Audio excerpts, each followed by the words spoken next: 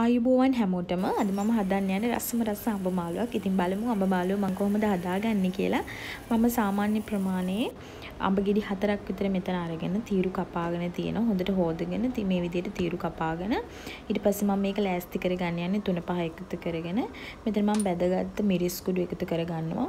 බැදගත්ත 3-5 කුඩු එකතු කරගන්නවා. ඒ වගේම කහ පොඩ්ඩක්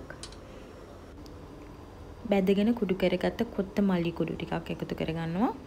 ලුණු අවශ්‍ය ප්‍රමාණයට එකතු කරගෙන මේක දැන් මම හොඳින් මේ විදිහට කලවම් කරගන්නවා. මේ 3-5 ටික මේ කෑලි වල හොඳින් තැවරෙන්න. ඊට පස්සේ මම මේක වෙනම භාජනයකට දාගෙන මේ භාජනයම ගන්නවා මේ විදිහට. ඊට පස්සේ මම පොල් තෙල් ටිකක් දාගෙන රත් වෙනකොට මම උළුවහල් එකතු කරගන්නවා. මේ මම ටෙම්පරාදුව ලෑස්ති කරගන්න යන්නේ. කුණුදු කෑල්ලක් දානවා. ඒ වගේම පැදගෙන කුඩු කරගත්ත අබ පොඩ්ඩක් දානවා.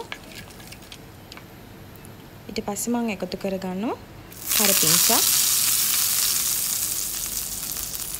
රම්පේ, ඒ වගේම ලුණු ටිකත් එකතු කරගෙන මේක හොඳට ටෙම්පරාදුව හදා ගන්නවා. ඊට පස්සේ තමයි මම අඹ ටික එකතු කරගන්නේ. මේක අපිට අඹ ටික ඉස්සෙල්ලාම තඹගෙන ඊට පස්සේ ටෙම්පරාදුව එකතු කරගන්නත් පුළුවන්. හැබැයි මේ විදිහට මම හිතනවා ගොඩක් ලේසි කියලා.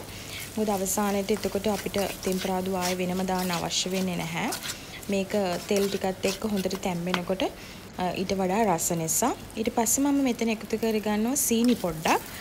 මේක අවශ්‍ය වෙන්නේ තමන් කැමති නම් විතරයි. මොකද සමහර අඹ තියෙනවා ගොඩක් ඇඹුල්. ඉතින් ඒ වෙලාවට අපිට සීනි ටිකක් දාන්නම වෙනවා. ඇඹුල් ගතිය අඩු අඹ නම් සීනි අවශ්‍ය වෙන්නේ නැහැ. ඊට පස්සේ මේ විදිහට වතුර ටිකක් දාලා වතුර ගොඩක් අවශ්‍ය වෙන්නේ නැහැ. මොකද අඹ ඉක්මනට තැම්බෙන දෙයක් නිසා.